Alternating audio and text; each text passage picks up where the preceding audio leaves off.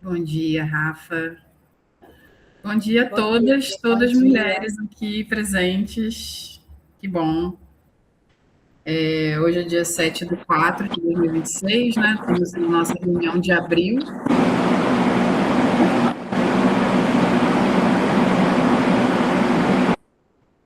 Ana, fechei seu microfone, tá? Que estava dando uma interferênciazinha.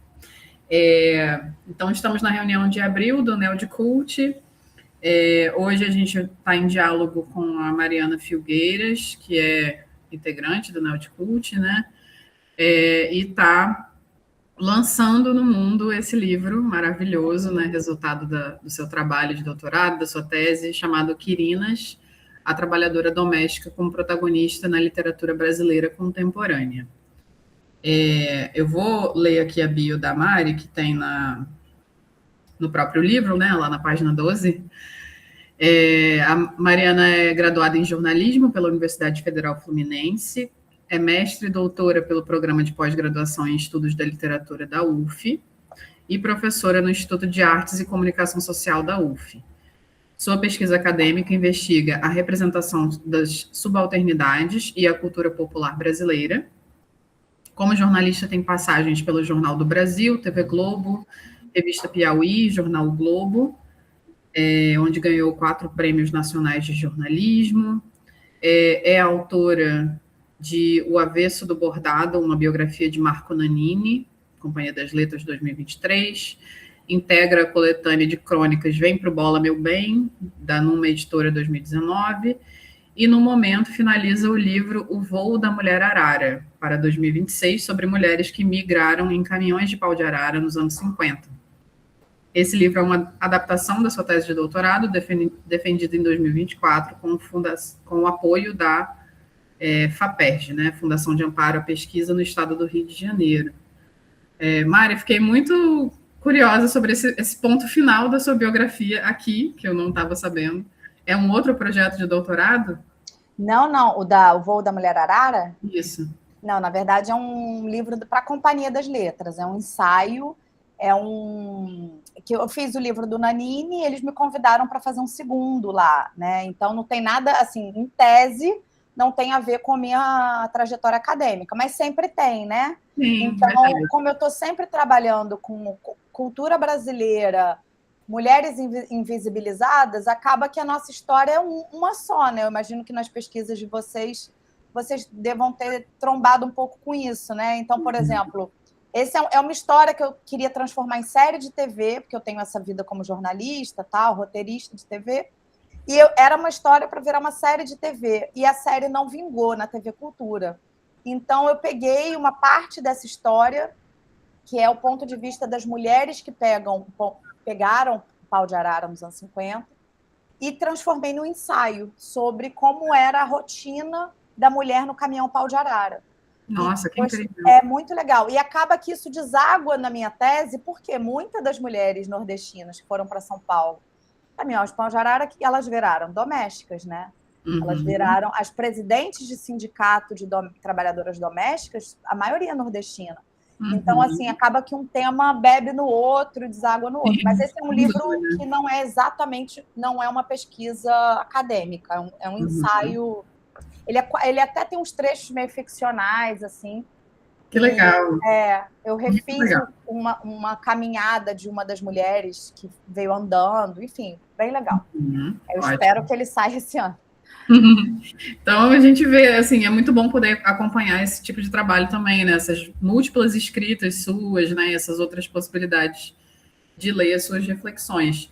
E hoje a gente vai se concentrar em um capítulo apenas do livro, né? Mas claro que você pode trazer uma perspectiva mais abrangente da pesquisa para a gente, né? Então hoje a gente está concentrada nesse capítulo como a trabalhadora doméstica se torna protagonista na literatura brasileira.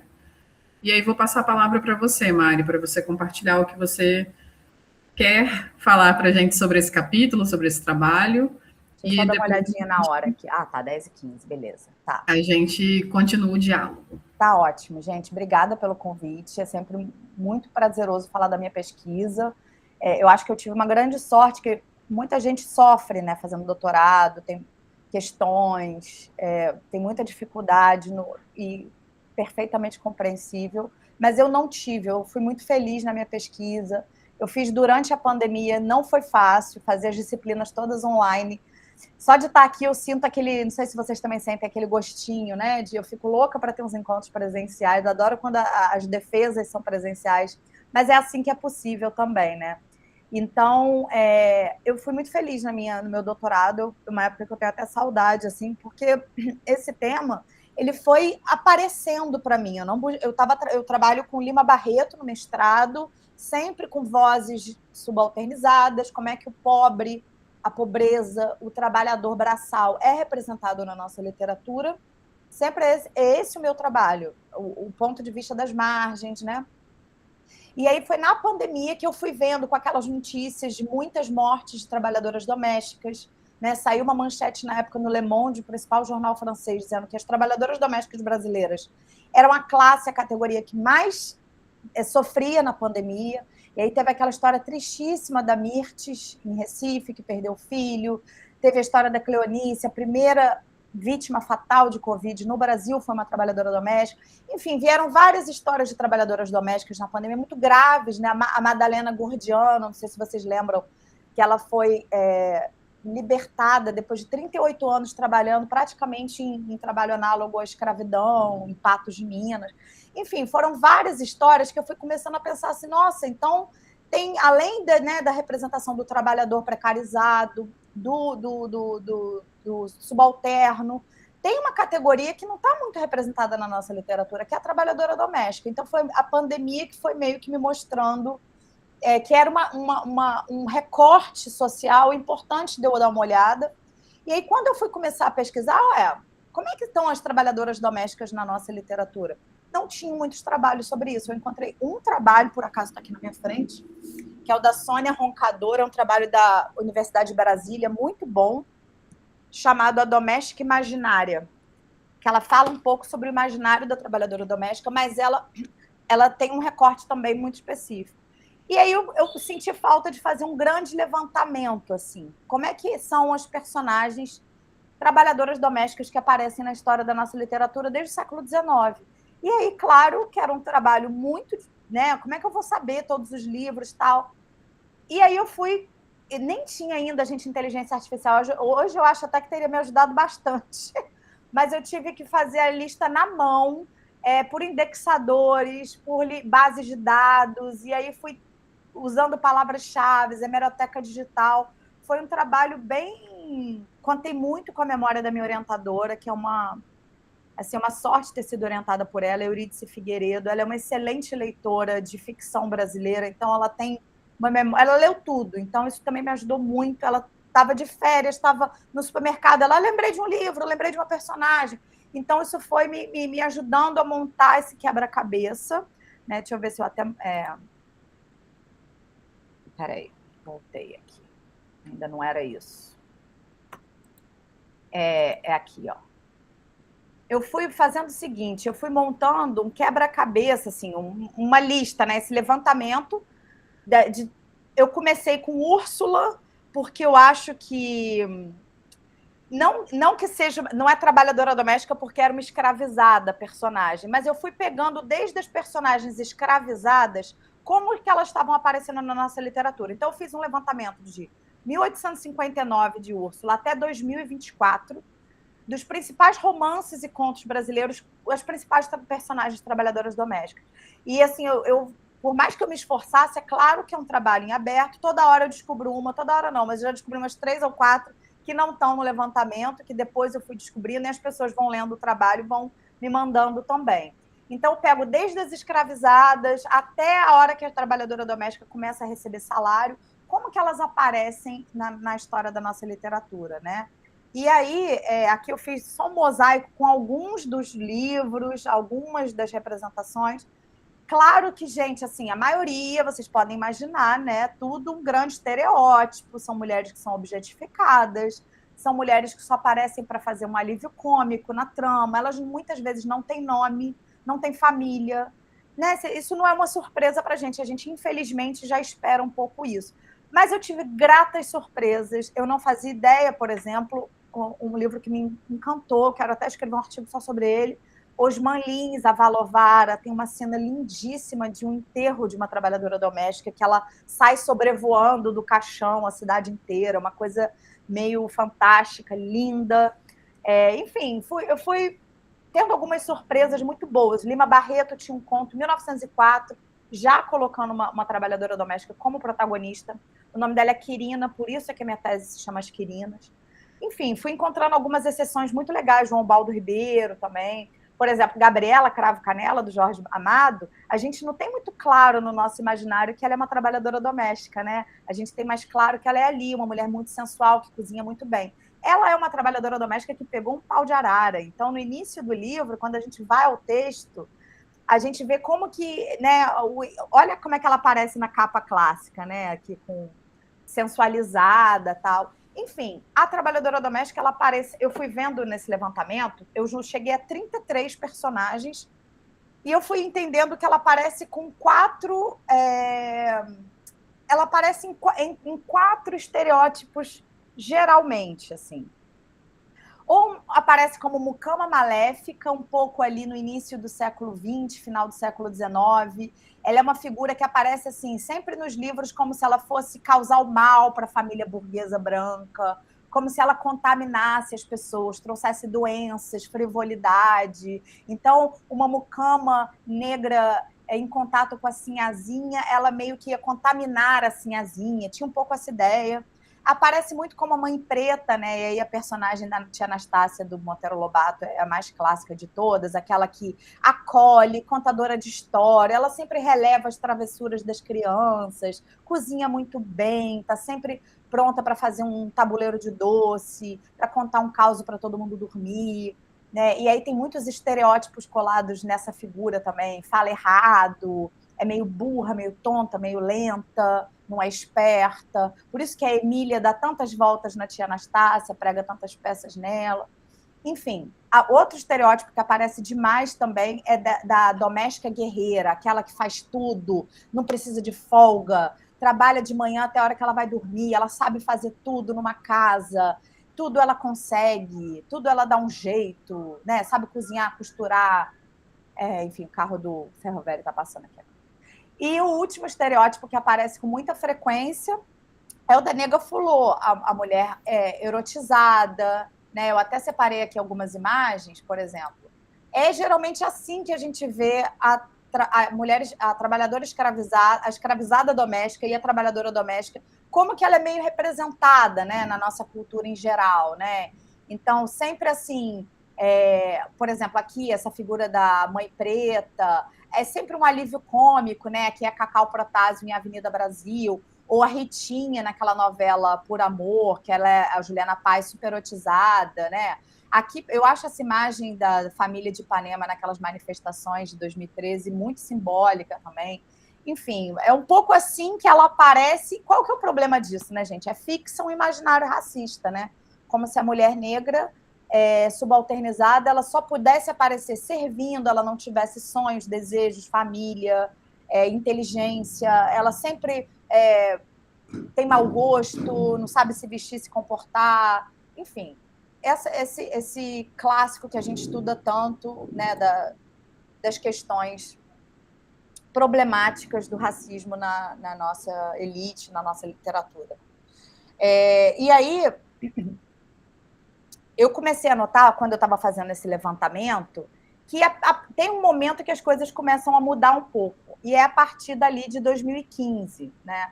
A partir de 2015, eu começo a notar que tem alguns romances, alguns contos, que elas já não estão mais sempre representadas assim. As trabalhadoras domésticas começam a aparecer cobrando seus direitos, ou narrando a história, ou contando a história da sua família, né? Ou a história está mais centralizada nela. Então, começam a surgir alguns contos que falam a vida da trabalhadora doméstica, né? Isso meio que casa com o que a gente estava vivendo em 2015, né? Eu não sei a idade de vocês, não sei se vocês têm muita memória, já são 11 anos, né?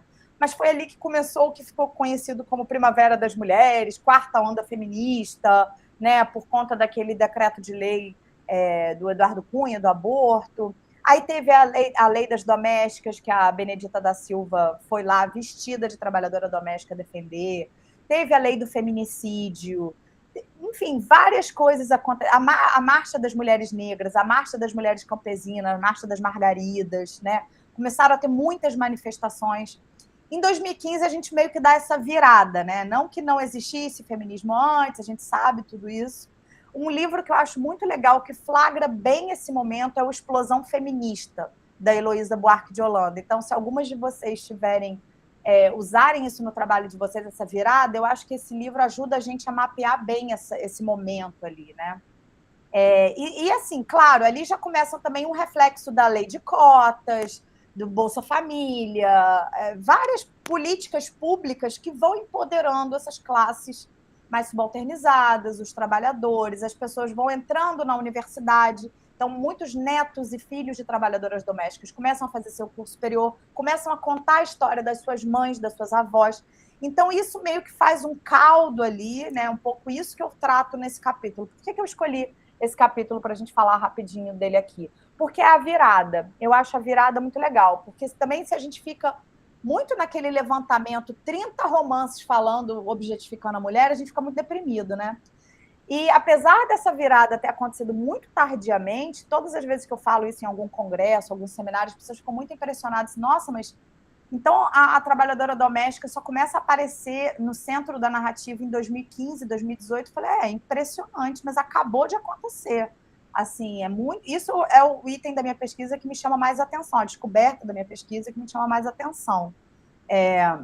Mesmo, por exemplo, Gabriela Cravo Canella, do Jorge Amado, ela é uma trabalhadora doméstica, mas o livro trata o tempo todo de apagar essa identidade dela. Nas conversas da Cib com os amigos dele, ele está sempre querendo disfarçar que ela trabalha na casa, ele casa com ela, ele fica com vergonha de casar com a pessoa que limpa a casa dele.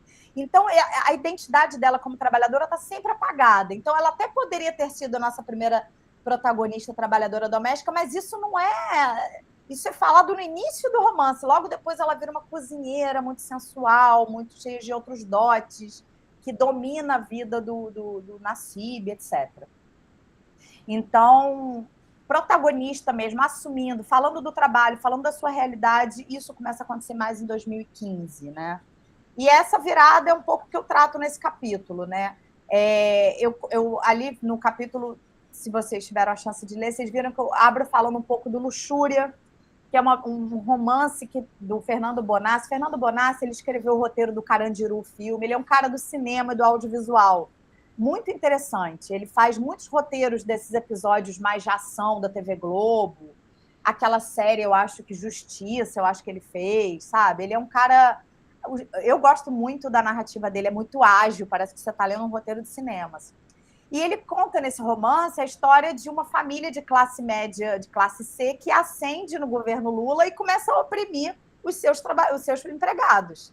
Então, aquele clássico, não sei se dá para chamar assim, pobre de direita, mas quando o oprimido vira opressor, sabe?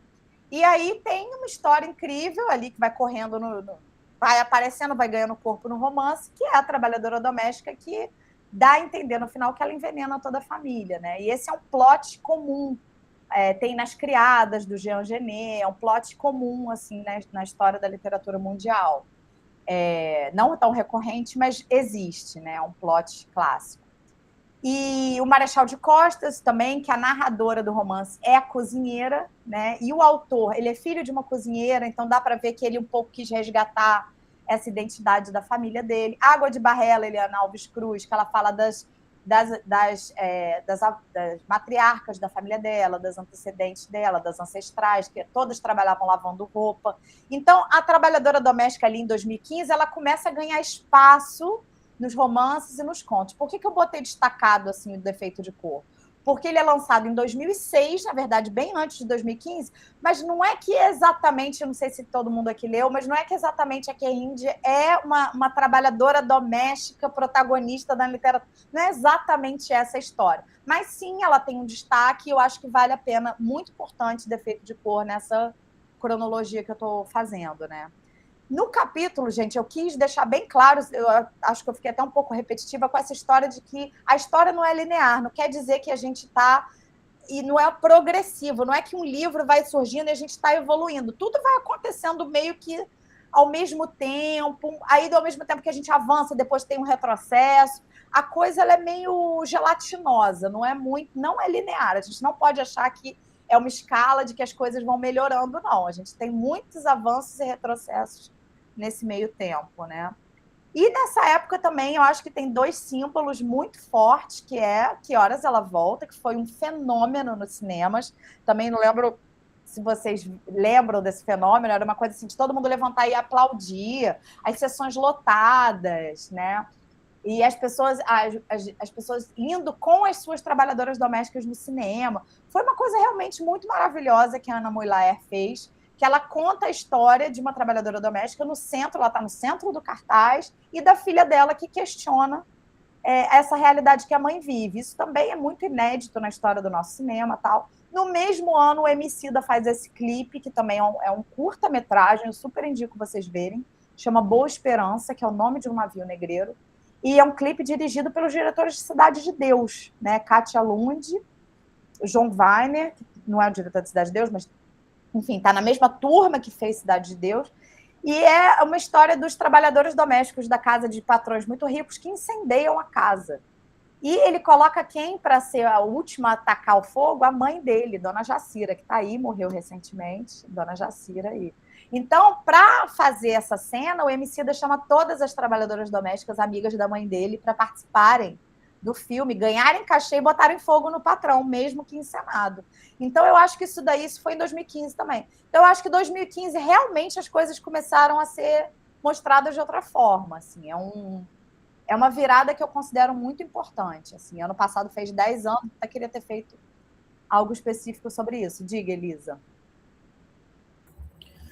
Mari, eu queria pedir para você voltar naquele slide que você fala do conceito da Patricia Hill Collins. Eu não sei se você tinha planejado voltar nisso, mas é porque eu acho ele tão importante para a gente. Se você puder falar um pouco mais dessa questão das imagens de controle.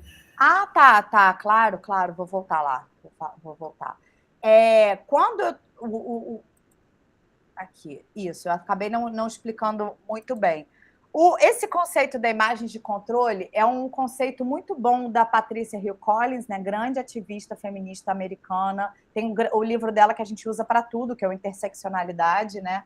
E ela define esse conceito de imagens de controle, que é uma espécie de formas que a gente encontra de gavetinhas que se encaixam a personagem negra subalternizada na cultura, né? Que é uma forma de você controlar essa personagem. Então, eu identifiquei esses 4 tipos no meu levantamento. Mas no levantamento que ela faz, ela identifica alguns até... O Mãe Preta é um clássico, que é o Black Nanny, né? Black Mother. E ela já tinha identificado esse também, né? Especialmente na história do cinema americano. É muito comum essa personagem tipo a Cor Púrpura, se vocês viram esse filme, né? Aquela mulher que aguenta todo o sofrimento, ela supera tudo, heroína, guerreira, dá conta de tudo, e a gente termina o filme morrendo de chorar. E isso não é que isso não existiu, mas é que o que ela quer dizer com essa ideia de imagens de controle é que parece que só existiam esses estereótipos, né? E a gente tem que tomar muito cuidado com esse conceito, porque depois, quando a gente começa a ler, quando a personagem começa a vir para o centro da narrativa, ter outras histórias, ela também fala que a gente acaba criando uma imagem de controle oposta, que é a imagem de controle positiva. Aí também, do nada, vira todo mundo boazinha, ninguém tem defeito, a história é sempre uma jornada da heroína. Então, a gente também tem que tomar muito cuidado. Ou você estereotipa para o mal, ou você estereotipa para o bem. E, na verdade, uma personagem ela tem muito mais camadas do que isso, né? Uma personagem é vulnerável, ela tem fraquezas, ela tem defeitos. Eu acho que isso é muito importante para dar carne para os personagens. Mas isso era até um pouco da conclusão, né, da minha tese. Mas esse conceito de imagens de controle eu acho muito bom para a gente usar no dia a dia das nossas pesquisas. E um conceito que ela fala também que se chama outside within, que não tem exatamente uma tradução, mas é uma espécie de personagem que está sempre dentro e fora. Porque a trabalhadora doméstica ela está dentro da realidade de figurões, de pessoas muito ricas. Ela ouve ali as conversas, sabe de todas as mutretas, golpes, a história da elite por dentro, ela sabe. Pega um ônibus, um trem, fica 2 horas nesse trânsito, no deslocamento, e vai para dentro da casa da família dela, que não tem nada a ver com aquela realidade. Então, ela convive com duas realidades muito opostas, muito por dentro. Então, como personagem dramática, isso é maravilhoso. Assim, maravilhoso no sentido de construção de drama. É uma personagem que tem poder, ela tem muita informação, né? E isso até que me chama muito a atenção. Como é que na história da nossa literatura a gente desperdiçou tanto esse potencial dramatúrgico dessa personagem, né? A gente ignorou. Isso. E, bom, vamos lá. E aí, em 2015, então, tem um pouco essa virada. Não sei se esclarece um pouco melhor, Elisa, o conceito, né? E aí, em 2018 mesmo, gente, é que eu começo... E assim, eu estou no meio do doutorado e começo a ver surgir na minha frente. Cada vez que eu ia na livraria, eu ia descobrindo mais um. Então, eu fui vendo ao longo do meu doutorado as coisas surgindo mesmo, assim. Então, começa a pipocar um conto no livro da Jarid, um conto no livro da Lília Guerra, o livro da Lindevânia Martins, que se chama A Moça da Limpeza, e não tem nada na capa, não ser uma ideia de sujeirinha, a capa é toda branca, uma capa super ousada. O livro do Marcelino Freire tem um conto, Asas de Terra e Sangue, da Yves Menon, também tem um. Então, começam a pipocar, eu começo a ver assim, nossa, tudo que a gente não olhou para as trabalhadoras domésticas ao longo do último século, agora elas estão vindo com toda a força, contando suas histórias, né? Esses foram os primeiros contos que eu comecei a mapear em 2018. E aí eu pude chegar a algumas conclusões olhando esses primeiros contos, que eu falo isso nesse trecho do capítulo que vocês leram. Elas começam aos pouquinhos a irem para o centro da narrativa, começam a falar mais, a narrar, a serem mais descritas, a participar mais das ações da trama, mas elas ainda estão repetindo os mesmos elementos de constituição de origem. E não estou querendo dizer aqui que isso é menos ou não é um julgamento de valor, é só uma identificação. Então, são todas pobres, do interior, elas todas, gente, isso daí é a coisa mais triste da minha tese. Assim. Todo livro que trata uma trabalhadora doméstica tem alguma cena de estupro. É impressionante. Ou elas contam o estupro, ou elas têm uma história ruim com o aborto. Então, assim, parece, é o que a minha orientadora fala, que é um topos da nossa literatura. Se você é subalternizada, você é estuprada. E claro que isso é verdade, muito verdade, mas assim, parece que só existe essa possibilidade na história, no enredo para uma trabalhadora doméstica. Ela só pode ter tido uma origem muito humilde, vinda do interior, muito ignorante, ser estuprada, ter um filho do patrão, parece que só tem essa trama para ela, sabe? É isso que eu questiono. Ela começou a trabalhar sempre muito criança, sempre tem a cena de que ela fala de que ela quer estudar, de que ela queria ter tido a oportunidade de estudar, que ela tem muita esperança nos estudos. E o que me quebra total, sempre a figura, as cenas de saudade da mãe. São sempre cenas, assim, gente, de chorar demais, assim, muito triste. E tem uma cena também, eu não coloquei, que é muito recorrente, que é a primeira vez que elas veem o mar. Fica parecendo que nenhuma personagem que tem esse elemento de identidade, que é o trabalho doméstico, viu o mar, né? Porque vem todas do interior, então tem sempre aquele deslumbre a primeira vez que você vê o mar. Eu encontrei, sei lá, 3 ou 4 cenas muito parecidas, assim. A questão do nome ainda é muito... É um problema de todo o levantamento que eu faço desde o século XIX. Muitas não têm nome. A Conceição Evaristo fala muito disso, né? Como é que as personagens negras são sempre silenciadas, não falam, não têm nome. E isso continua acontecendo, mesmo em 2018, elas não têm nome. E a racialização. Dificilmente elas são racializadas quando elas começam a vir para o centro da narrativa. Isso também foi uma coisa que me chamou a atenção. Aí, em 2018, também começam a surgir, o que aí, para mim, funcionou mais para o doutorado, os romances. Eu já estava identificando os contos, aí eu começo a ver que os romances também começam a surgir. Então, em cada ano do meu doutorado, sai um romance desse. E foi mais ou menos por isso que eu fechei esse corpus. No primeiro ano do doutorado, eu não tinha nenhum livro, gente. E aí, cada ano foi me dando um livro, um romance. Foi saindo junto com o desenvolvimento do meu trabalho. Então, Hiperifobia não é exatamente um romance, mas eu chamo de romance. É um livro que, para mim, é a grande surpresa da minha tese. Eu acho ele incrível, da Lília Guerra. Foi reeditado pela Todavia. São vários contos. São 27 contos, 9 a protagonista são trabalhadoras domésticas. E são histórias muito interessantes, muito diferentes, que a gente nunca tinha visto na história da nossa literatura. Ponto de vista muito novo, com Armas Sonolentas, é uma trabalhadora doméstica que é protagonista, uma das protagonistas, é indígena. Sweet Tóquio é um livro que ficou muito pop, né? Ele foi muito lido, assim, da Giovanna Madalosso. É a história de uma babá que rapta a criança que ela toma conta, e é um road movie, ela sai pelo Brasil com a criança num ônibus. E é muito divertido esse livro, muito, apesar, né, dessa história, ele tem um ponto de vista da patroa e da babá sempre intercalando. A mãe não acha a filha e a babá com a filha pelo Brasil. E Solitária, que foi o último que eu peguei, que foi muito importante para a minha tese também, da Eliana Alves Cruz. Hoje mesmo saiu um post da correspondente do El País no Brasil, lendo Solitário. Vai ver a série de TV na Globoplay. Também é um livro que está sendo muito lido, e ela conseguiu juntar várias histórias que aconteceram com trabalhadoras domésticas na pandemia nesse romance. Então, eu acho que eu consegui pegar assim, o que estava acabando de sair, deu para eu fazer um trabalho bem fresco. E aí, claro, a minha tese é, na verdade, uma análise de cada um desses romances, né? Eu trouxe mais aqui para a gente falar um pouquinho dessa virada, mas a tese em si, o grosso da tese, depois que eu faço esse levantamento todo, eu me debruço nesses romances para ver o que de fato eles estão fazendo de diferente. Temos aqui, de fato, uma diferença, ou a gente está lá exercendo ainda a imagem de controle positiva que a Patrícia Hill Collins fala? Será que a gente também, na ânsia de colocar essa personagem no centro da narrativa, a gente também acaba aplainando ela, deixando ela uma personagem muito sem contradição, fica todo mundo, de repente, né, assim, é uma personagem tristinha, boazinha, sem defeito, sabe, assim, fica tudo muito o que a gente chama de personagem plana, né?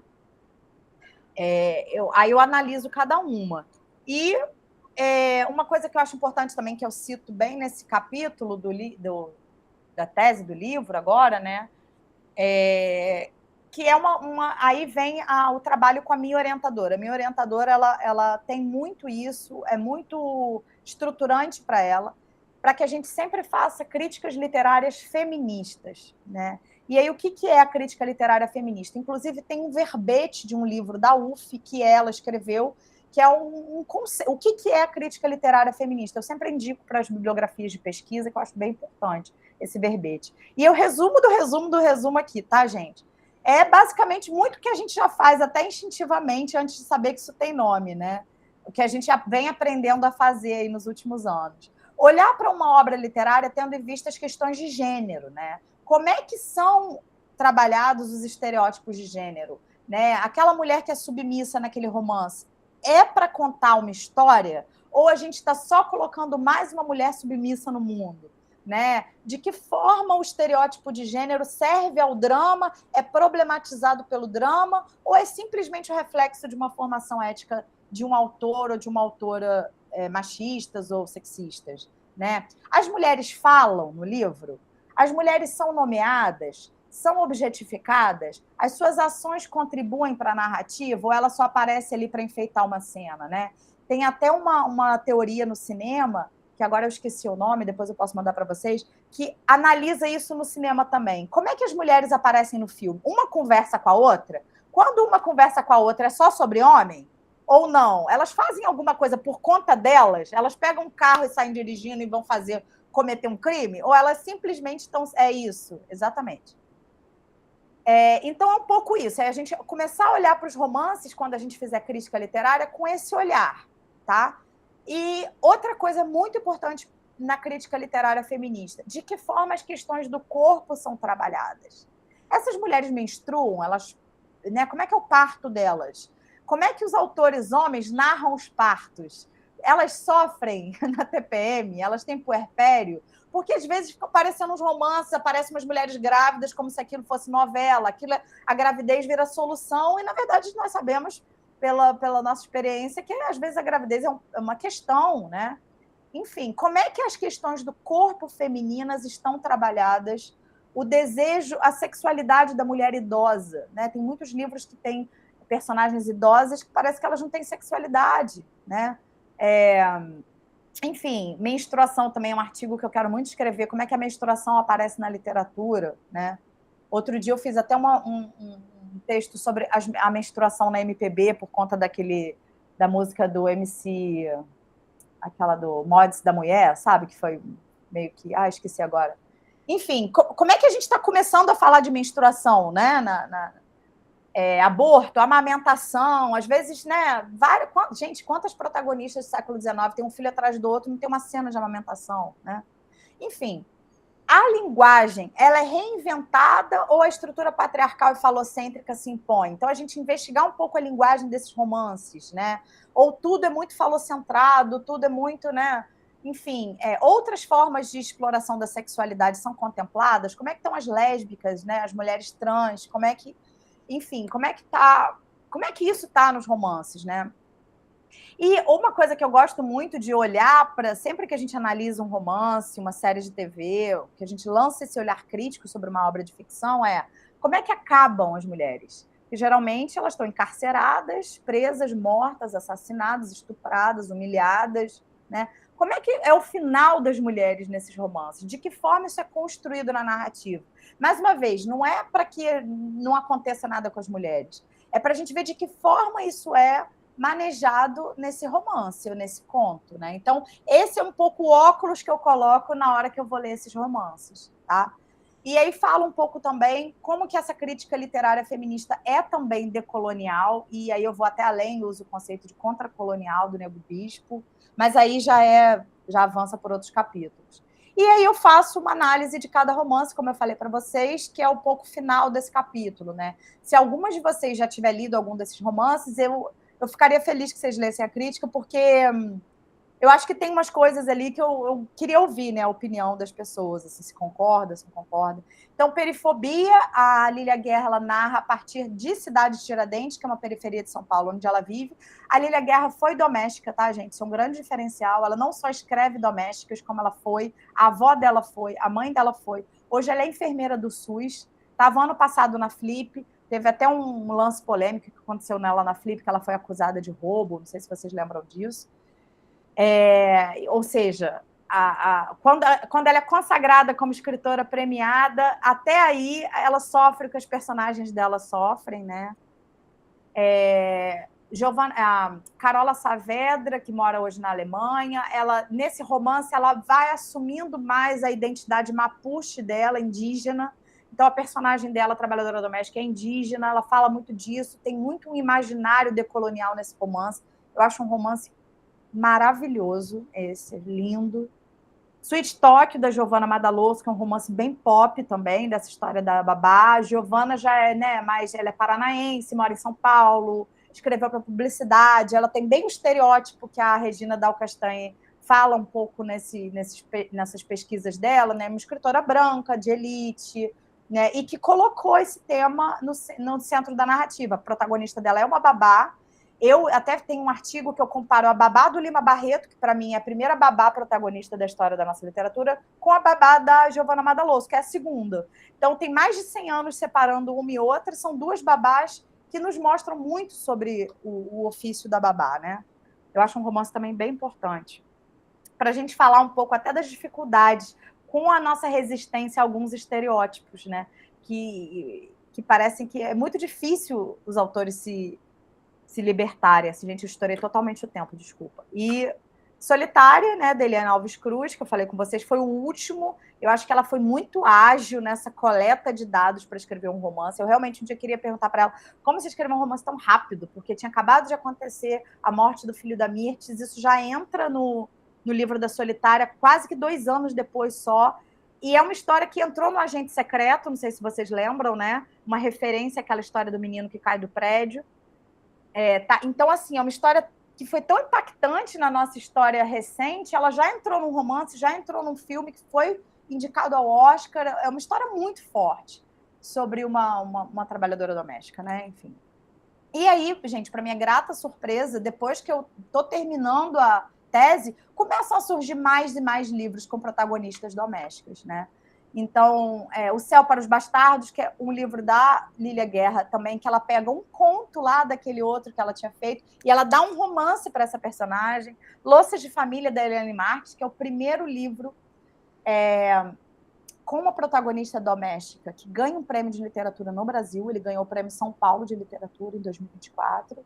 Como se fosse um monstro, da Fabiane Guimarães, Áurea. E eu terminei esse slide ano passado, e esse ano já saiu Vera, do Zé Faleiro, já saiu Casa de Família, da Paula Fábio. Enfim, não param de surgir, o que nos indica que essa virada que começou ali em 2015 talvez não tenha volta, né? O que eu acho muito bom isso, né? Maravilhoso que essas personagens que ficaram tanto tempo sem aparecer e que estão dentro da casa de todo mundo, né? No Brasil são quase 7 milhões de trabalhadoras domésticas. Gente, isso é uma Portugal, praticamente. Então, elas estão dentro da casa de todo mundo e não estavam na história da nossa literatura. Então, agora, mesmo ainda de um jeito um pouco atabalhoado, às vezes, que eu acho, por conta dessa dificuldade da representação que a Patrícia Hill Collins nos adverte, a gente tem que tomar muito cuidado com os estereótipos positivos também, mas elas estão aparecendo muito, contando suas histórias de pontos de vista muito originais, e aí eu destacaria todos esses, os da Lília Guerra e os da Eliane Marques, que eu considero os mais originais de todos, assim, e alguns muito emocionantes, como A Mulher que Atravessa a Ponte, da Ana Cardoso, é um romance que fala de Porto Alegre, e essa ponte foi destruída naquela enchente do Rio Grande do Sul, que teve há uns anos atrás. Então, é um romance que ele não poder... Ela registrou essa história em ficção e ele não existiria hoje, porque a ponte não existe mais. Acho que ela foi reconstruída, mas essa ponte, como ela existia, a história de uma mulher que atravessava a ponte para ir trabalhar, acabou naquela enchente, né? Enfim, muito forte, assim. E é isso, gente. Acho que vou terminar só com uma citação da minha orientadora, da Eurídice, que ela fala sobre esse momento, né? Essa é a grande novidade na literatura brasileira de autoria feminina. Algum nó foi desatado, as línguas se soltaram, as escritoras tornaram-se sujeitos da sua história e começaram a criar personagens que tentam se tornar sujeitos de sua história. Uma nova tradição se forma. Acho que é uma mensagem positiva, assim, né? A tese toda como livro eu vou lançar, fica disponível a partir de amanhã, vocês já têm o arquivo que eu mandei para vocês, mas se vocês quiserem divulgar, enfim, avisar grupos de pesquisa, outros, eu vou mandar o card no grupo para vocês espalharem, porque é um livro que está disponível gratuitamente, porque foi incentivado, né? Esse trabalho ganhou menção rosa no Prêmio CAP de Tese ano passado. E eu vou fazer um bate-papo com a Elisa aqui e com a Eurídice, minha orientadora, semana que vem, na quinta-feira, 6 horas. É um bate-papo só para a gente marcar um pouco o livro, assim, vocês também estão convidadas, no canal da pós, de estudos de literatura da UF, da pós, né? E eu vou mandar no grupo também. E é isso, gente. Desculpa, estourei totalmente o tempo.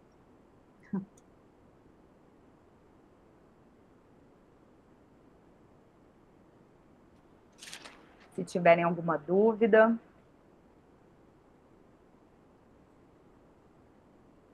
Isso, exatamente.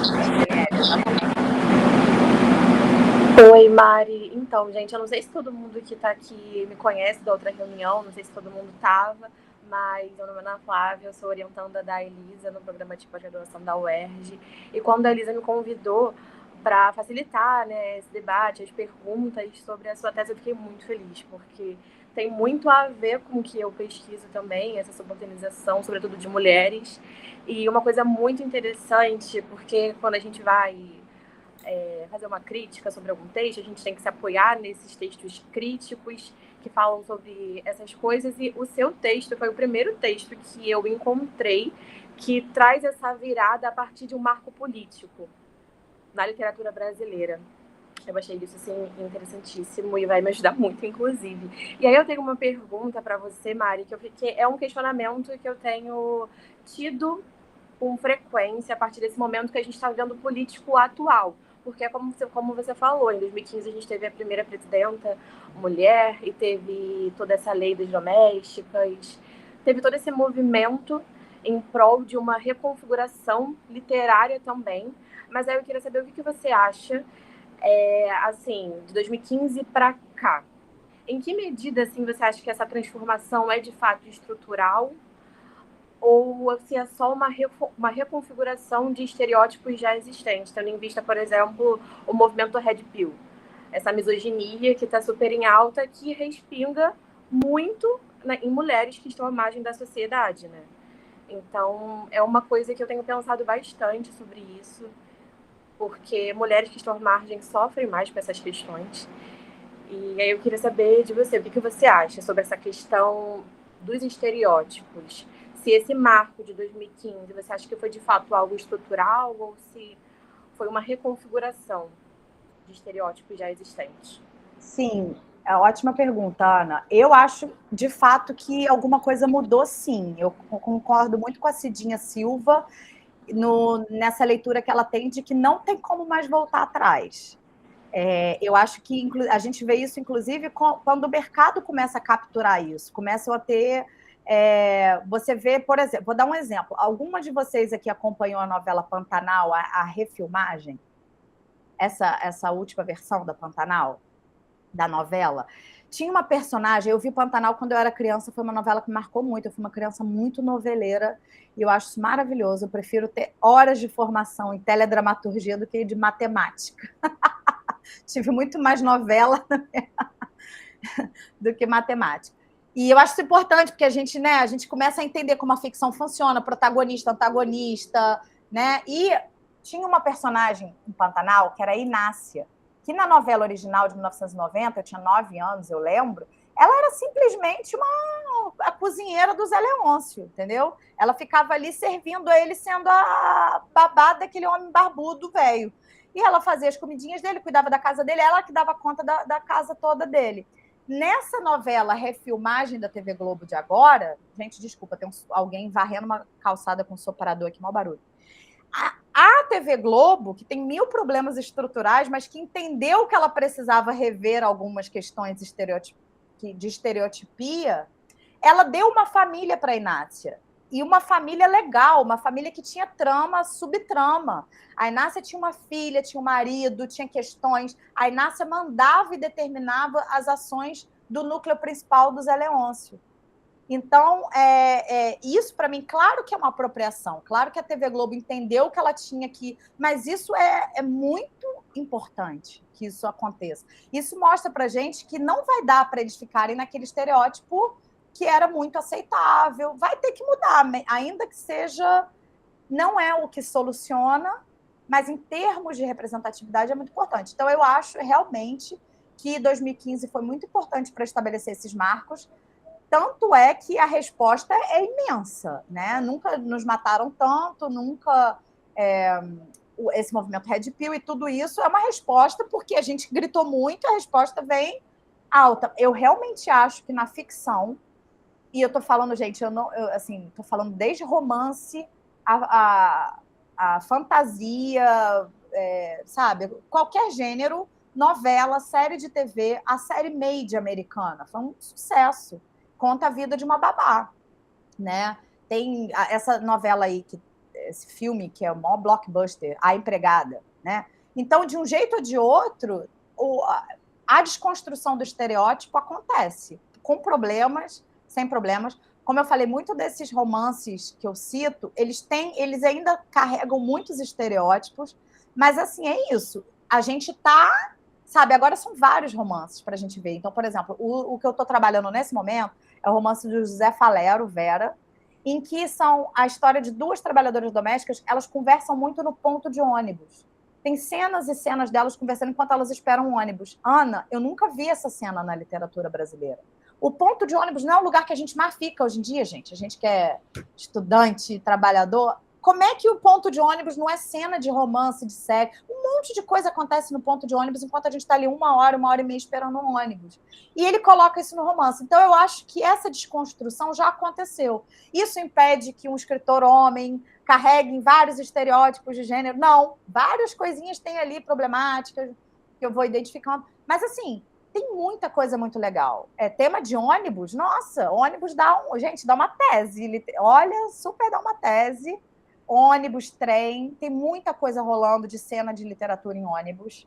E eu acho isso muito interessante, porque cada vez a gente fica mais tempo no trânsito, cada vez, depois da pandemia, quem anda de ônibus no Rio sabe que tem muito menos ônibus, é porque grande parte das pessoas anda só de Uber, não reparou. Então, eu acho que essa mudança no comportamento começa a ser refletida na literatura também. Então, eu acho que não tem volta, Ana, eu sou otimista nesse ponto. Ai, obrigada, Mari. Eu também tento acreditar nesse ponto, nesse otimismo, mas é um pouco complicado, né? Esse momento que a gente vive, de olhar tudo que a gente conquistou e agora esse retrocesso. Mas outra pergunta que eu tenho também sobre até essa questão do estereótipo das trabalhadoras domésticas na literatura brasileira, né? Na literatura no geral. Se você acha que, por exemplo, essa reconfiguração de como essas mulheres são postas como personagens principais, com várias camadas, algumas, né, infelizmente ainda não todas, como você mesmo fala no seu texto, que muitas vezes elas ainda não são racializadas. Aí eu quero saber sobre, por exemplo, esse cuidado de retratar essas camadas para não criar novos e cristalizar novos estereótipos na literatura brasileira dessas mulheres. Sim, isso é o que eu falo bastante na conclusão, inclusive. Uhum. E eu acho que, por exemplo, a Lília Guerra faz isso de um jeito bastante diferente.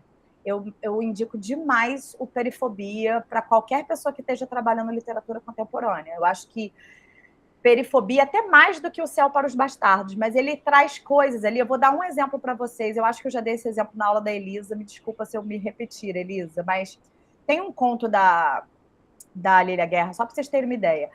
Gente, eu li todos esses, né, esses romances, contos com trabalhadora doméstica. Sempre tem uma cena da patroa humilhando a trabalhadora, mandando ela não paga, esquecendo de pagar diária, ela tem que trabalhar um dia inteiro sem comer. Sempre tem humilhação. Essas cenas a gente sabe, gente, isso é a realidade. Ninguém está dizendo que isso não existe, pelo amor de Deus. Isso é muito a realidade.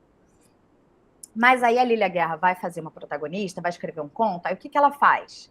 Ela começa o conto, uma trabalhadora, uma faxineira, ela é uma faxineira diarista, ela tá na casa dela, ela acabou de transar com um cara que ela conheceu no samba, e ela tá, tipo, apaixonadinha, e ela fala, eu não vou lá hoje limpar a casa da dona fulana, não, eu vou ficar aqui com ele.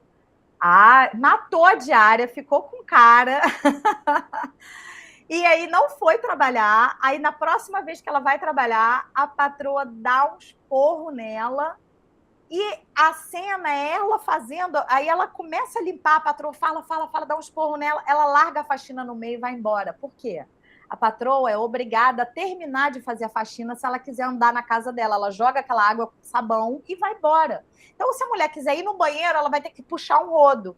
Olha que original. Isso não existia na nossa literatura. Então, a gente tem uma cena de vingança, uma cena de amor.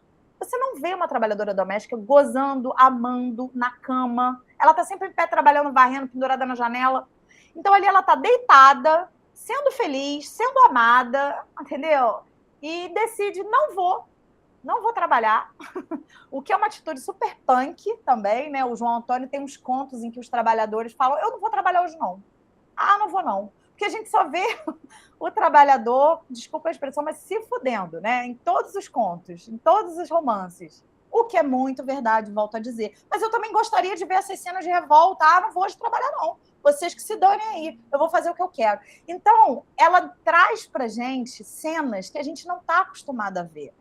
Né? E eu acho que, assim, tem ainda muito estereótipo, tal, mas volto a dizer, gente, alguma coisa mudou, temos novas cenas, temos novas coisas para trabalhar. Tem um conto dela que eu amo, que é uma senhora que é trabalhadora doméstica, tipo dessas senhoras muito já, 78 anos, assim, quase 80.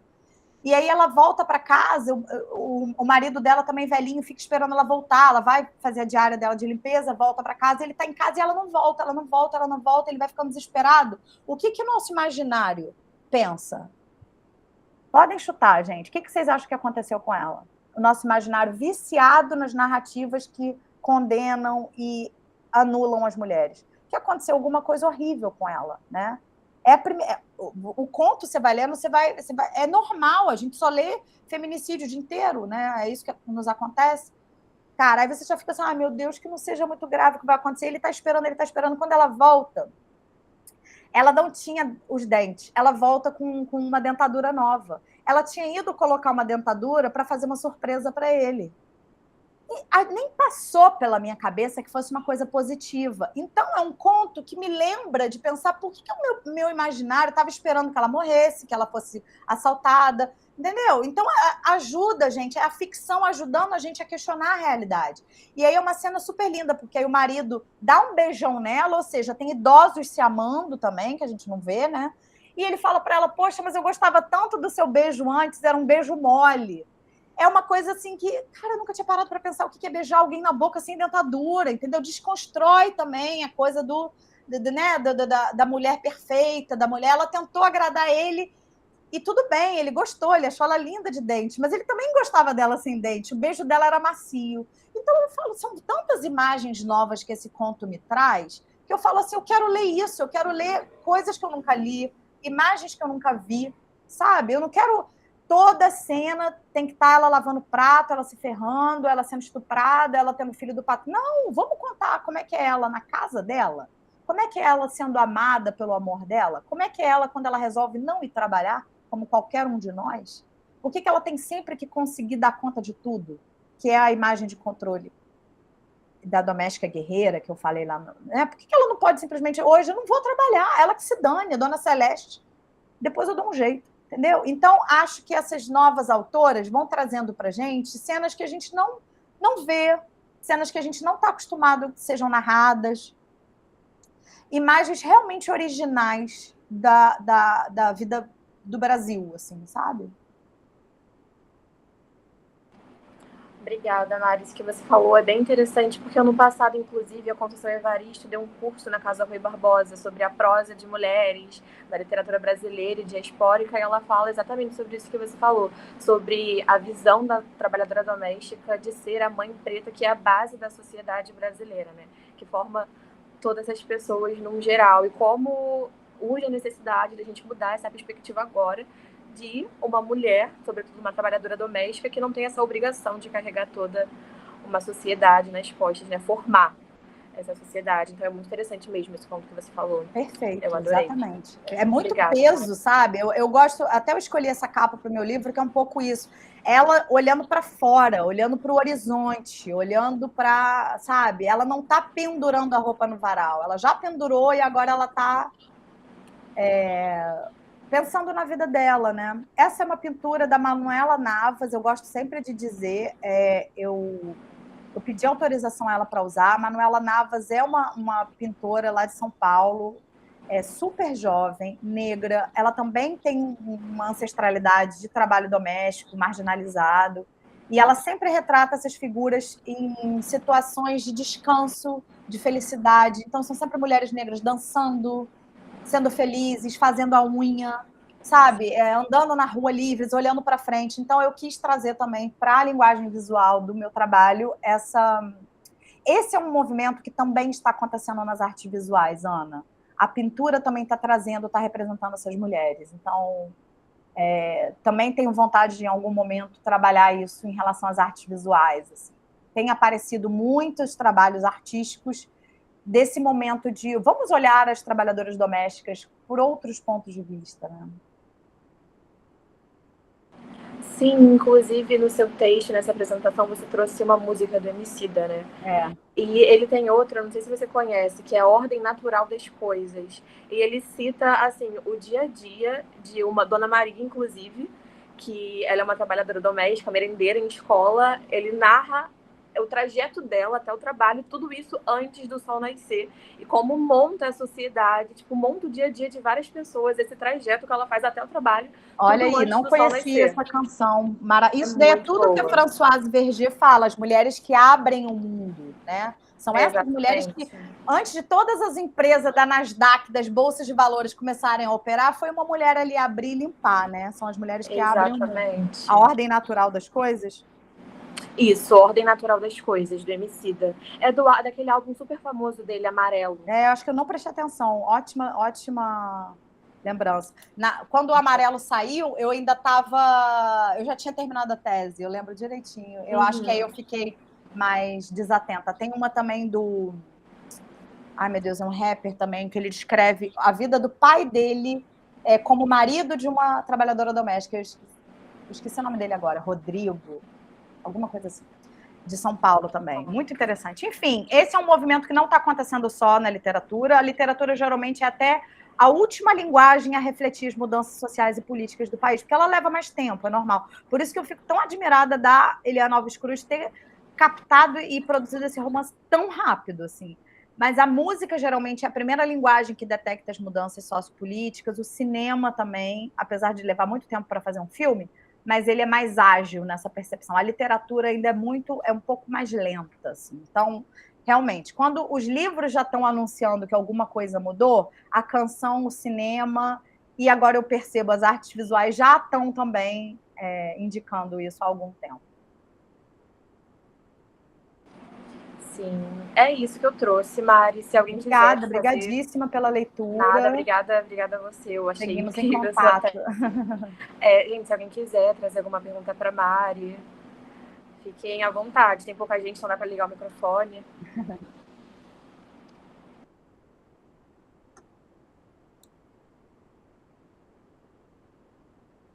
Eu tô fazendo um trabalho da. Ai, desculpa, eu não levantei a mão, mas Nada. eu tô fazendo um trabalho sobre Poncia Vicêncio. E aí eu amei muito, achei que foi um bom encontro para mim. E eu fiquei muito curiosa para ler também a sua resenha, né, sobre as outras literaturas. Muito obrigada, legal. Mariana. Legal, Dani. Se eu for ao FMG, eu vou te mandar um e-mail para a gente tomar um café.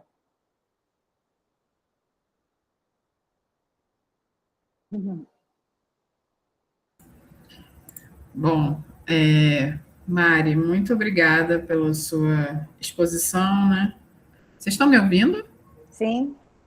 Ah, tá. Deu uma sumida das câmeras aqui, fiquei na dúvida. Cara, pensei em muitas coisas, assim, enquanto você falava, né? Fiquei lembrando também, Ana, de uma fala da Conceição Evaristo que eu vi em 2017, quando eu morava em João Pessoa ainda, né? E na época estava muito em voga aquele livro que é Lugar de Fala, e esse conceito, né, que foi traduzido, que foi, enfim, até ficou uma coisa desgastada, né, da forma que ele foi sendo interpretado e adaptado pelas pessoas. E eu lembro dela falando sobre o que as pessoas não entendiam, né, a respeito disso, quando elas achavam que isso quer determinar, né, o lugar de fala quer determinar quem pode ou não pode narrar personagem A, B, C, né, mulher negra, mulher branca, etc. E aí ela fala sobre como que ela dava o exemplo da Paixão Segundo o GH, né, da Clarice Lispector, e do olhar sobre a empregada, né, do olhar que fala sobre a empregada, e como que é diferente uma história onde a empregada vai oferecer a sua perspectiva. Então, como essa questão do ponto de vista é importante e é valiosa, né, nessa reinvenção da literatura brasileira e no que a gente vem notando de avanços, né, de diferenças. Acho que tem tudo a ver com o trabalho da Mari também, essa questão do ponto de vista diferente que a gente vai conhecendo, né, e que vai sendo reinterpretado e recriado, né. Na parte do nome, Mari, eu fiquei lembrando muito quando você argumenta, né, que essa questão ainda persiste, né, embora a gente já tenha avançado muito nas discussões da necessidade de nomear, de humanizar, né, essas personagens.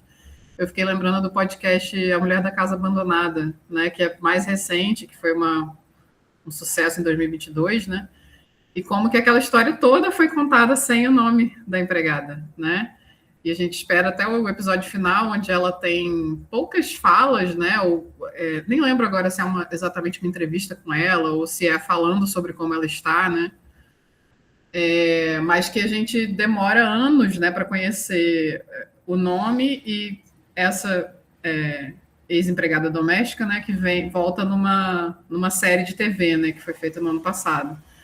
Então, como que essa questão do nome ainda ressoa, né, e como ainda é gritante.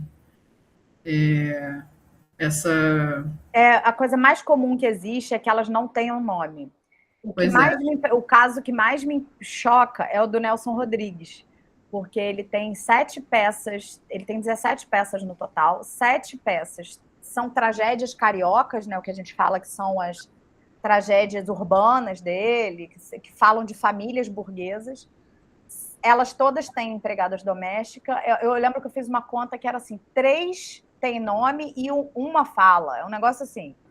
Então, na rubrica, né, na didascália do texto, que é aquela orientação que o dramaturgo escreve para orientar o diretor, algumas vezes elas têm nome, mas o nome não é falado na peça. Ou, às vezes, elas não têm nome nem ali. Ele bota assim, crioula. Nossa. E é sempre assim. E elas aparecem e servem um cafezinho e somem. Uhum. E aí, o que eu acho mais gritante, isso é muito a história do Brasil, gente. O Nelson Rodrigues era muito amigo do Abdias Nascimento, muito amigo mesmo. Eles tomavam um cafezinho ali no Amarelinho, na Cinelândia. E quando o Abdias faz o Quilomboje, né? O Quilombismo? A revista dele. Gente, é Quilomboje? Agora eu estou em dúvida. O quilombismo é o conceito do Abdias, né? Quilomboje mas o nome do jornal dele, esqueci agora, falhou a memória. Ele faz um jornal, enfim.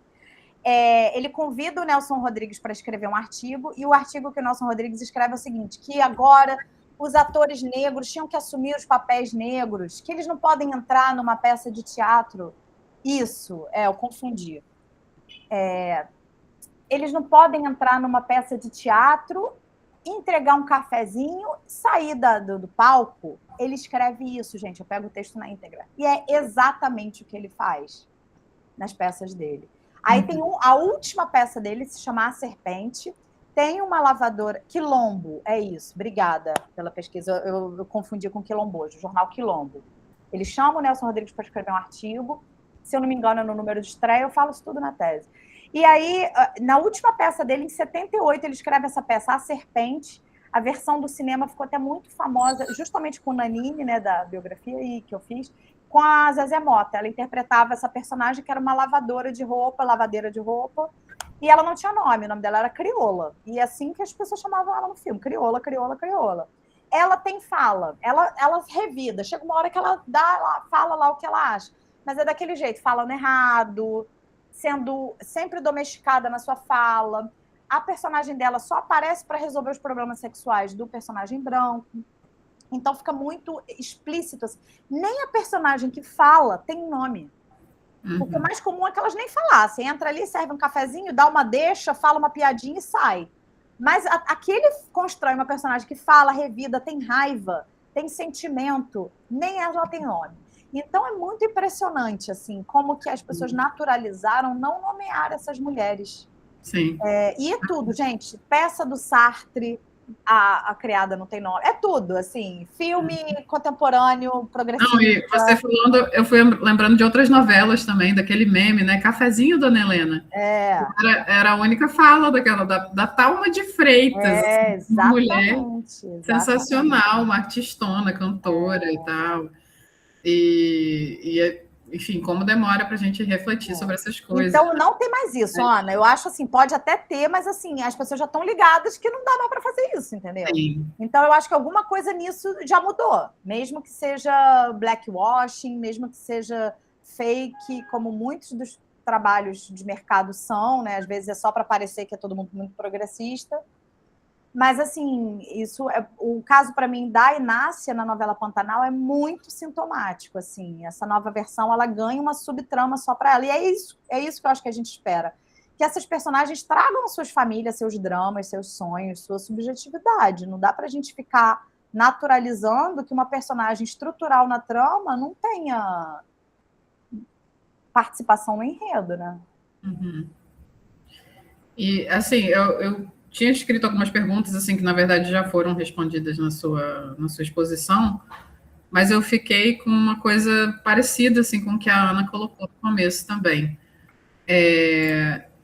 que primeiro é uma sensação assim muito boa ao ler o seu texto, que é essa memória de conquistas do feminismo brasileiro, assim, ler isso eu acho que dá uma concretude importante para a gente também conseguir perceber, né, os avanços e reconhecer a importância desse trabalho, né, com esse efeito mais recente da PL da criminalização da misoginia, né, que está sendo muito falada ainda, né, o texto que ainda vai para a Câmara dos Deputados, então a gente ainda sabe que tem, né, um longo caminho a perseguir, não sabemos direito o que vai acontecer a partir daqui, né, mas que já gerou uma discussão muito importante.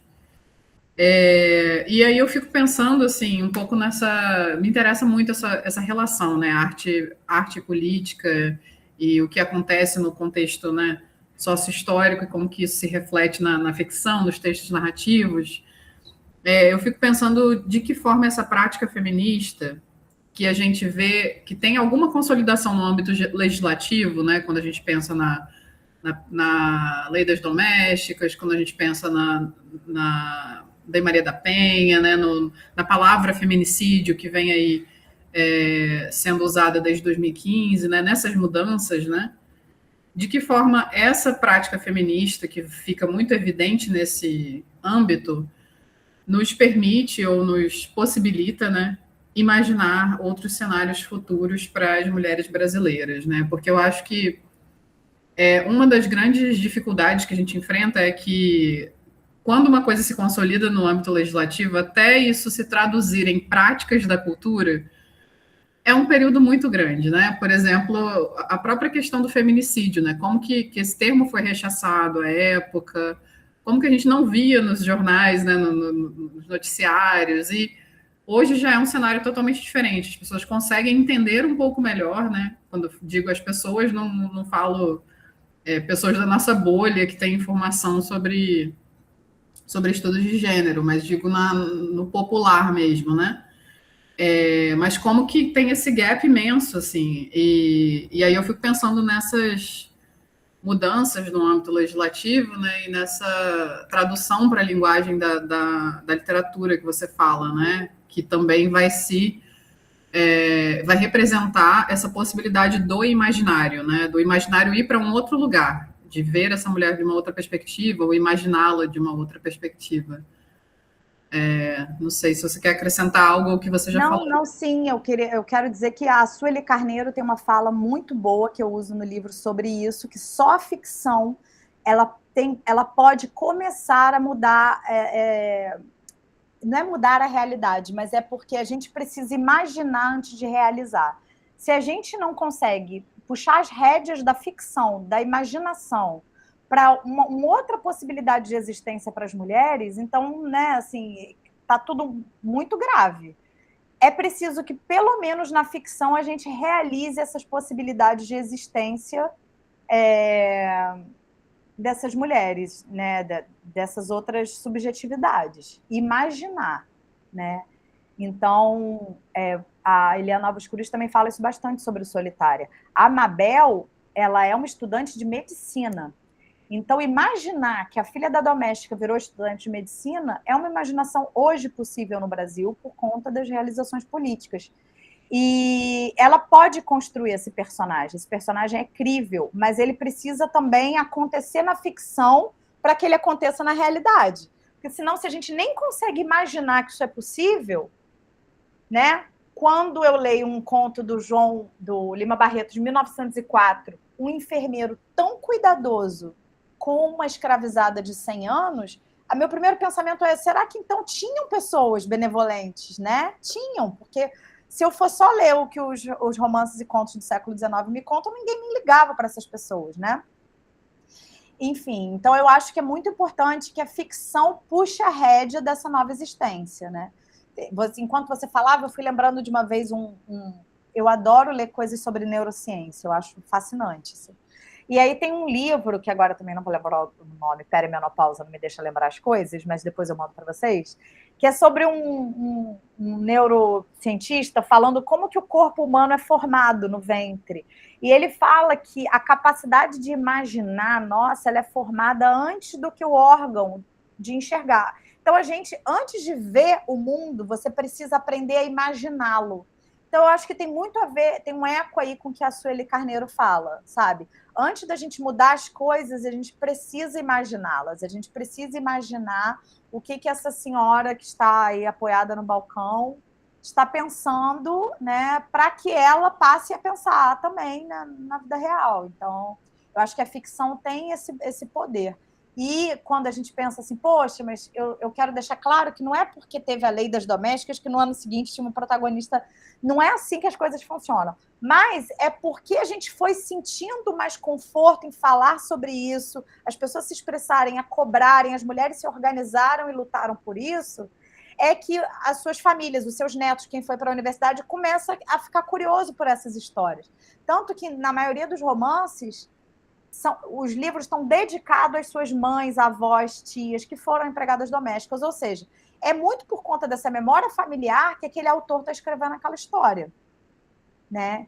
E eu acho isso incrível, como é que as dedicatórias dos livros foram me dando essa pista. Então não é que eu preciso ter sofrido muito na mão de uma patroa ruim para eu escrever o que foi isso. Mas eu vi as histórias, e a Lília fala muito isso na minha tese também, e no podcast que eu converso com ela da Rádio Novelo. Quem quiser ouvir, a própria Lília falando disso, está lá no podcast. Que era ela ouvindo que a mãe dela... Poxa, hoje eu envelheci 10 anos. Hoje ela até abre com essa história. Eu todo dia ouvia a minha mãe voltando do trabalho, minha avó falando, hoje eu envelheci 10 anos. Hoje eu envelheci 10 anos. De tanto que ela trabalhou naquele dia. Essa ideia de que alguém envelhece 10 anos em um dia sempre acompanhou ela. Isso constrói muito dos personagens dela. Então, eu acho que é por isso que essas realidades começam a ser narradas, por conta desses filhos, sobrinhos, netos que começam a querer contar essas histórias, né? Enfim, acho que eu me perdi um pouquinho, mas não sei se eu te respondi. Mariana, eu sou nova aqui no grupo, né? Mas eu gostei muito de ler o seu texto, assim, acho que é uma aproximação muito diferente, muito nova para mim, né, nesse momento. E eu gostei muito quando você falou sobre o imaginário que a gente tem sobre as mulheres, né? Quando você fez aquela pergunta, o que a gente imagina, eu realmente já imaginei uma coisa ruim. Claro. Que alguma coisa muito ruim tinha acontecido com ela, assim. E aí eu acho que é como você falou, né? Acho que a gente está num contexto em que é tão difícil que a gente tenha uma coisa boa, né? Que a gente já imagina o pior, né? E isso por uma condição histórica. Mas eu fiquei pensando muito nisso, né? De todos os romances assim que eu leio, fiquei pensando do meu ponto de vista como leitora, né? Quando tem uma situação em que aparece ali um momento em que uma personagem, principalmente uma personagem feminina, ela tá em alguma situação ali de suspense, eu já fico com aquela coisa de que alguma coisa muito ruim vai acontecer com ela. Então, isso realmente, assim, eu nunca tinha parado para pensar no quanto isso chega até a ser um pouco uma relação, uma sensação quase sinestésica, porque quando não acontece uma coisa ruim, é quase como um alívio. E aí depois eu fico, não aconteceu nada ruim com ela. Mas aquela expectativa de que eu já fico na expectativa de que alguma coisa ruim vai acontecer, né? E aí eu acho que isso, assim, essa parte da sua apresentação me pegou muito, porque eu comecei a me avaliar realmente do ponto de vista Sim, é muito comum. como leitora, né?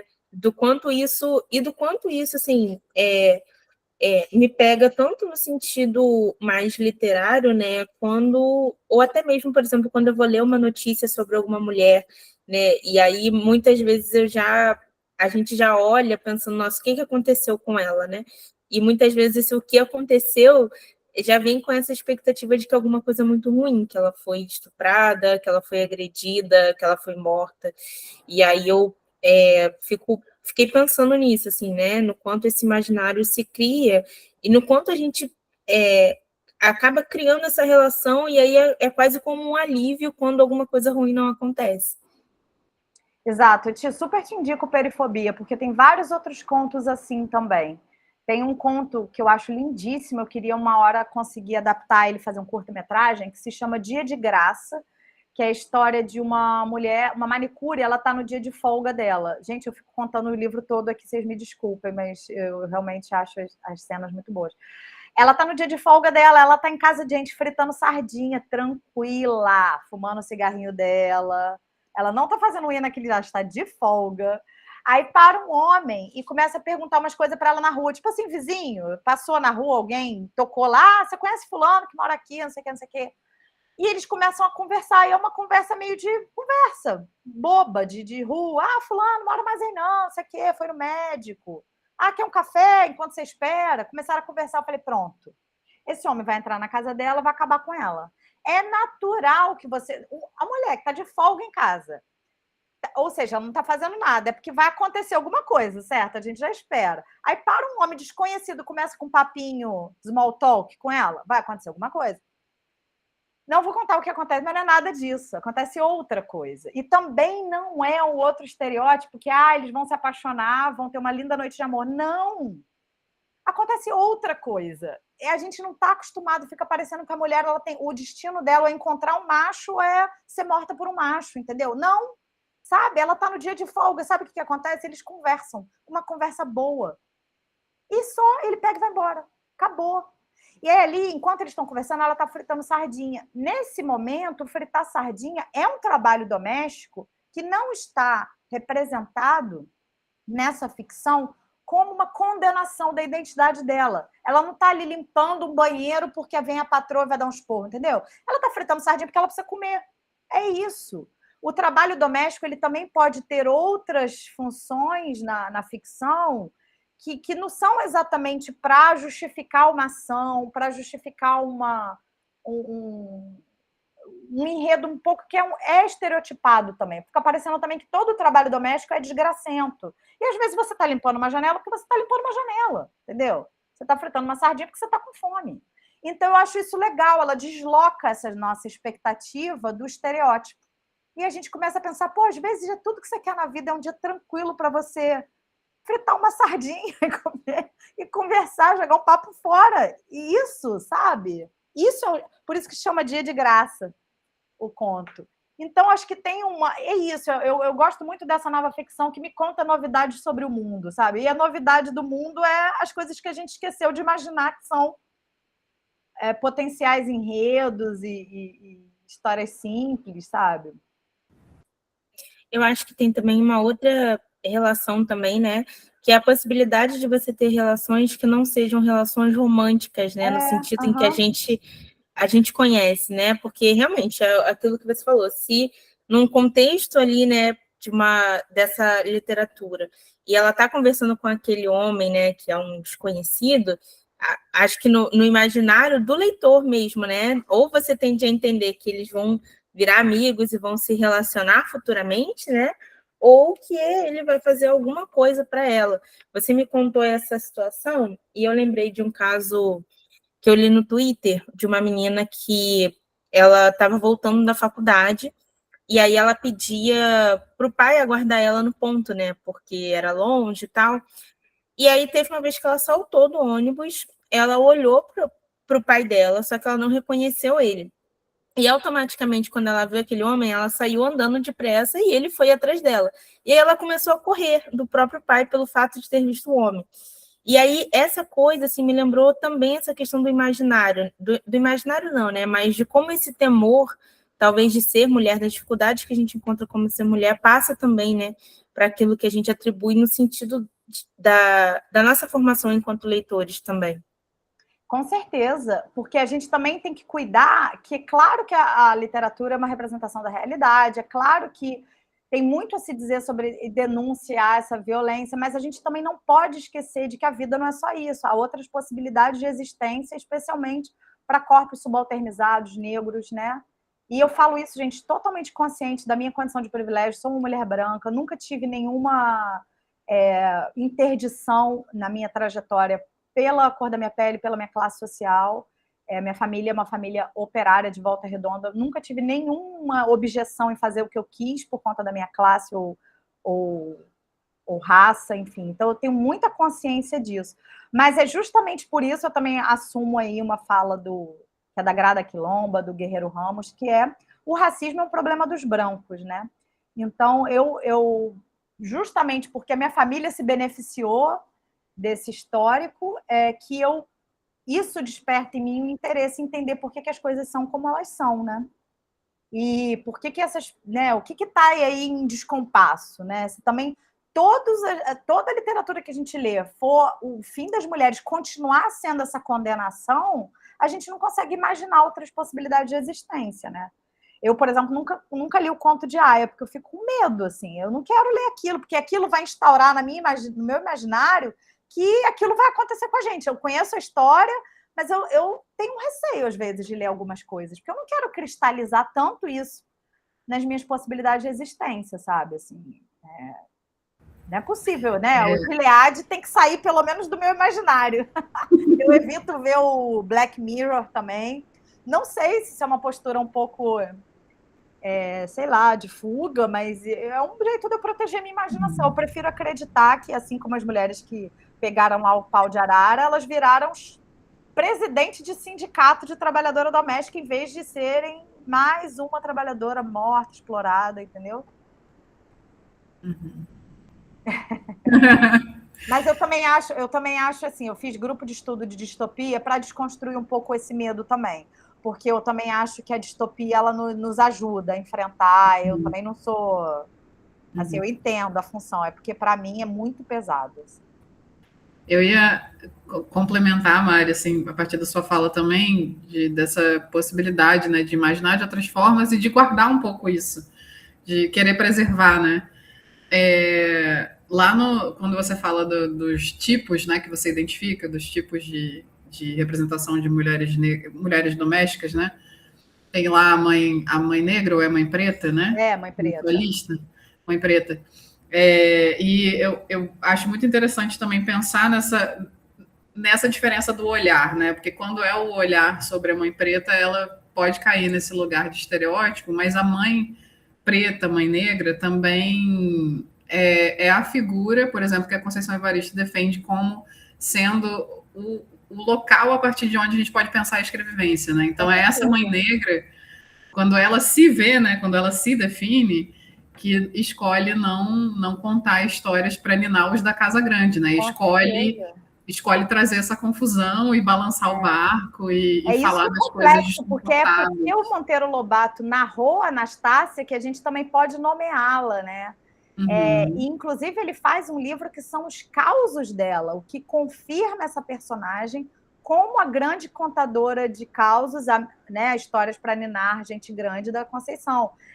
Essa personagem que faz o link da contação de histórias, que dissemina o português pelo Brasil, uma personagem fundamental na cultura afrodiaspórica. Né? Mas me fez pensar nisso, assim, como a mulher, a mãe negra é olhada, mas como ela se olha e ela se define, porque a partir do conceito da Conceição, né, é a mãe negra se definindo. E quando eu penso também em Audre Lorde, que ela fala lá a poesia não é um luxo, né, que ela diz os pais brancos nos ensinaram penso, logo existo, mas a mãe negra que habita dentro de nós, né, sussurra, sinto, logo posso ser livre. Então ela tem também essa perspectiva de que a mãe negra, né, definida por uma mulher negra, uma teórica negra, uma poeta negra,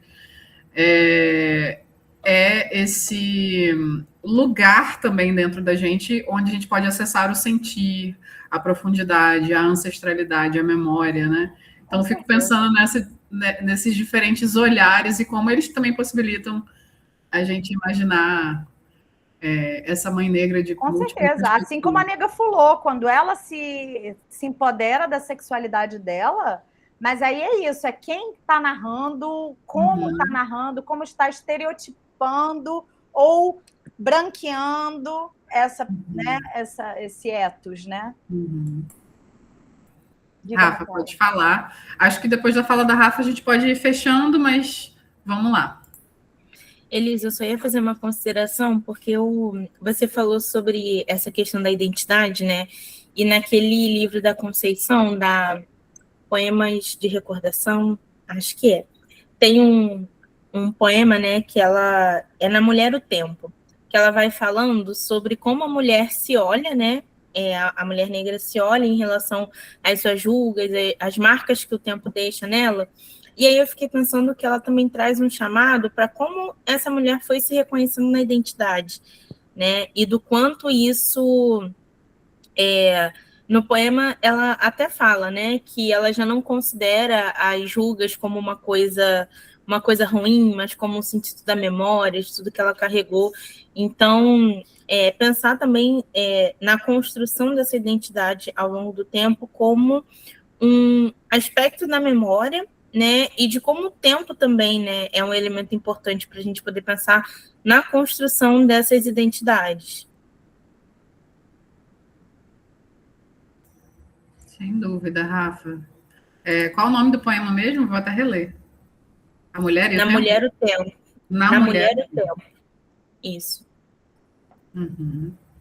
Maravilha, gente. Então a gente sai desse encontro assim, cheios de ideias, de referências, né? De livros, de contos para ler, de músicas para ouvir. Então é bem importante. Os encontros nos proporcionam isso, né? Que bom. Que bom.